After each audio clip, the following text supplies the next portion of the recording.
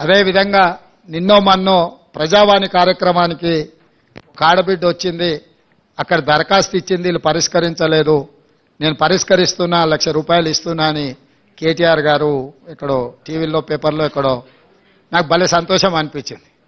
నీ 1,00,000 కోట్లలో 1,00,000 రూపాయలన్నా నీ మొడలు వంచి పేదోళ్ళకు వంచిపించిన. ప్రజావాణి విజయవంతమైనట్టే కదా.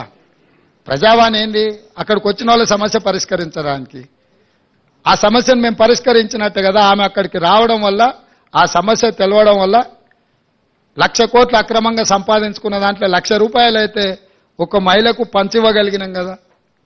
కాబట్టి మా ప్రజావాణి కార్యక్రమం విజయవంతం అవ్వడం మొదలుపెట్టింది. భవిష్యత్తులో కూడా ఈ కార్యక్రమాన్ని ముందుకు తీసుకెళ్తాం.